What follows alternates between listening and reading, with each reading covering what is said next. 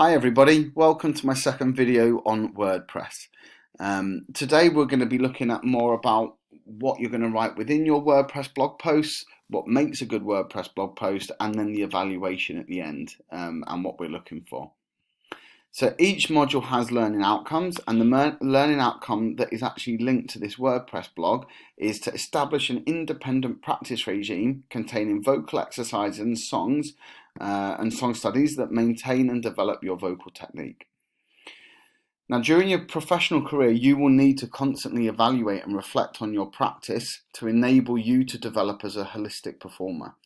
Keeping a reflective practice should be part of every professional performer's weekly schedule, and this assessment allows you to develop a platform in order to start this practice. So what do you actually have to do? What we actually have to do is you'll document via WordPress your developing practice regime on a weekly basis.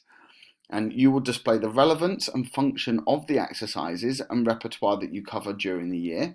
You should document your independent research into your choices of repertoire, your vocal technique and physiology, and reflect on the progress of your vocal skills, your improvements and your challenges throughout the year. And this will culminate in a 750 word evaluation, which uses evidence and reflection from your WordPress blog. Now, what this actually means is after you've had your one-to-one lesson that week, you can jot down in your WordPress blog what you have done in that lesson, what has been covered, what techniques have you looked at, what areas of your voice were you struggling with that you've now been addressing.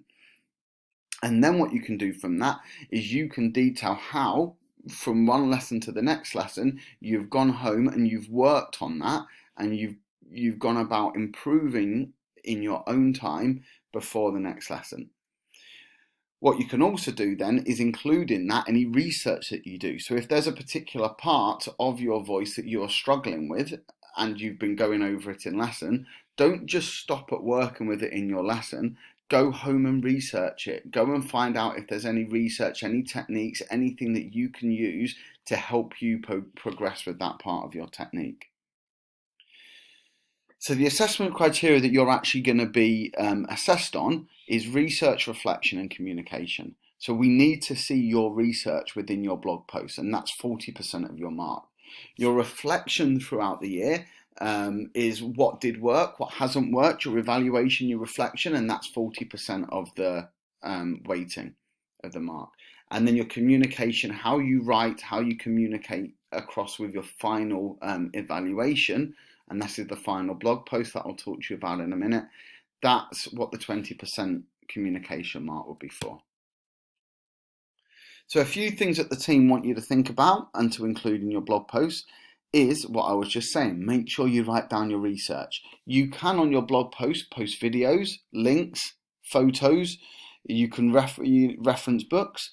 You do not need to officially Harvard reference within your blog posts, but you will need to officially Harvard reference the evaluation if you put a direct quote into your evaluation at the end. You need to demonstrate a practice regime. So again, you need to be working on your singing more than just coming to your one-to-one singing lesson a week. It's the work that's in between lessons that's just as important, if not more important, than the work you do within your lesson. You will need to write what happens in your lessons, but you do need to expand on more than that. So what did you learn? Any light bulb moments? When something sinks in, write it down. If you've been really struggling with, say, posture, and one week you get that posture and you can feel the difference that posture has made, and you have a bit of a light bulb moment, that needs to be recorded, and your WordPress blog post is a really good place to record that. If you listen to professional singers, analyze what you hear. How can you apply this to your technique? So if you hear, again, something like if we're working at twang, or if we're working at jaw tension and releasing jaw tension, and you see a singer that either has jaw tension or you feel doesn't, and you can hear that they don't, you can reference that and you can put links to YouTube, you can add sort of MP3 clips, links to anything that you'd like to do with that. So if you hear things that you think would also not be good, I mention that as well. I've listened to this singer. This singer has really bad jaw tension. It's what I'm trying to avoid, but this is a good example to remind me of what I should not be doing. You can put that on as well. As I said before, you can upload photos, posture, videos of practice to prove it is happening. But as we said in the very first video, setting up your WordPress blog post, you need to make sure your blog is private. Making sure your blog is private then means you can upload any of your photos and nobody can search for it on the internet and find it. Okay, so the actual assessment part of this is the evaluation. So what we're going to ask you to do is your very last WordPress blog post of the year is to write a 750 word evaluation, which evaluates and reflects on your practice in your singing throughout the whole year. You can mention other classes that you're in, like ensemble, etc. But this is mainly a WordPress blog post for your individual singing.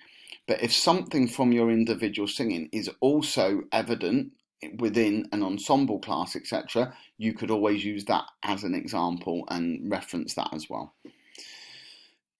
So as I said, this will need to be your last WordPress post. This will need to reference earlier WordPress posts by hyperlinks. So I'll show you that in a minute with another evaluation. But within your evaluation, you will have a hyperlink back to previous WordPress blog posts. This does need to be submitted by Friday the 30th of April, okay? And it will be after your singing assessment, and it will be by 4 o'clock. Now, you do not need to include in your evaluation how you felt your assessment went. This blog post needs to be finished up until your last lesson, but before your assessment. So we are not evaluating your singing assessment. We're evaluating your progress up until the singing assessment each year. You will need to reference using the college referencing guide for any quotes from external sources that you have made. So in the evaluation itself, if you put a direct quote, you need to reference it for your evaluation. But if you're putting quotes in earlier blog posts, you do not need to. Now you can send a copy. What I would recommend you doing as well is copy and paste that final WordPress blog post, the evaluation post that you're going to do, into a Word document.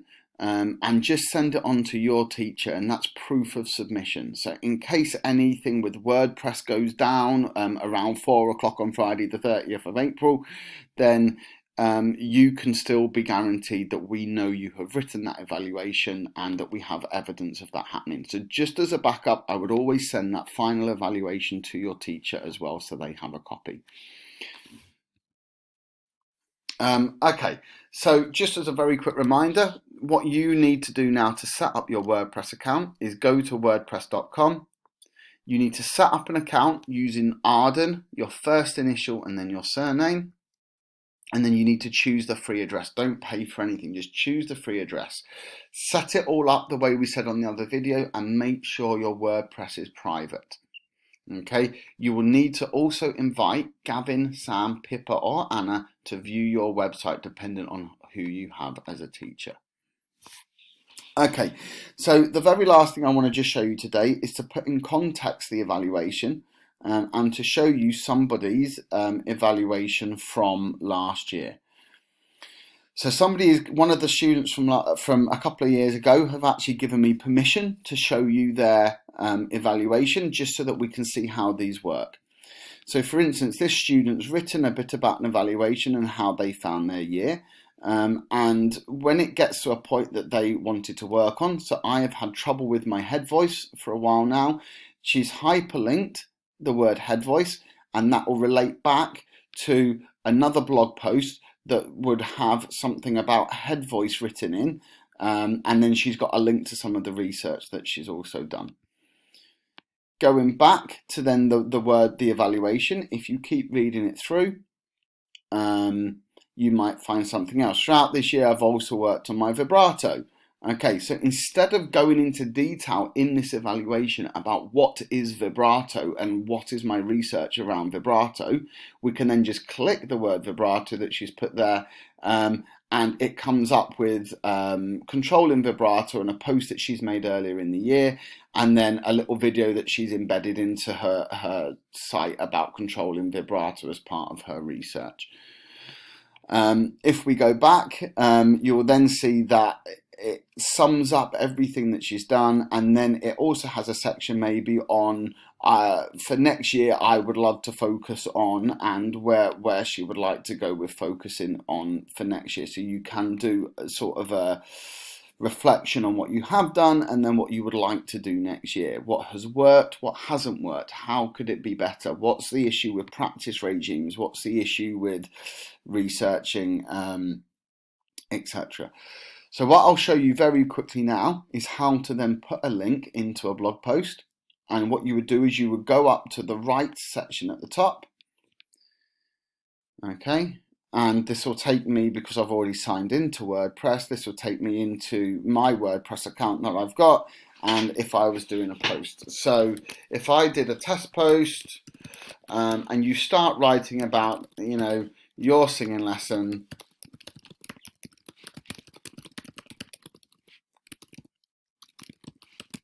vibrato, like we've just said, what you could do is hyperlink that word vibrato. Now what you can do is highlight that word and then copy this button here at the top which says link. And with a link, it will then give you the chance to paste a URL in. Now the URL is this part of any of your blog posts.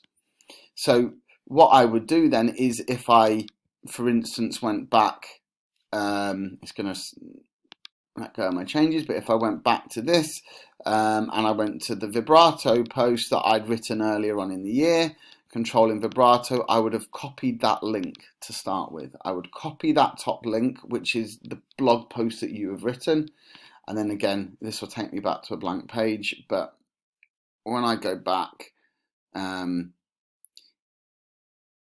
if I wanted to then write, you know, in my lesson I did vibrato and I wanted to hyperlink the word vibrato, what I could do is highlight it, add the link, paste the link in that I've just done earlier, and then that will,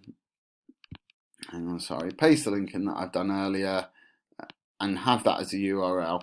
Now what you can do is, if I edit that here, you could write the word vibrato.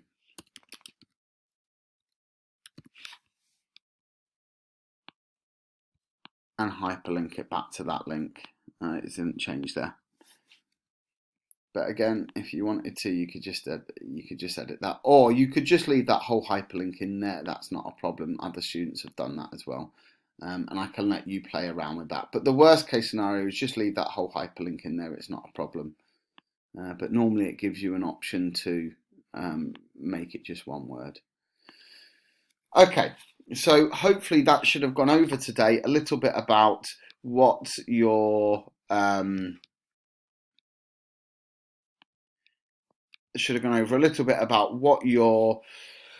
blog post should include. So as a sum up, it should be you're writing a bit about what you've done within your lessons, what techniques you've covered, what you're struggling with or what you've succeeded with. It should also be a place to record any research between lessons. It should also be a place that you record your practice regime. What are you doing in between each lesson? Then the final blog post of the year will be your evaluation. And your evaluation needs to be submitted by Friday the 30th of April, and it needs to include hyperlinks back to previous blog posts throughout the year to prove your points that you're saying in your evaluation. Again, if you have any other questions, please just let me know and I will be more than happy to answer any questions. Or alternatively, you can ask your one-to-one teacher. Thanks very much.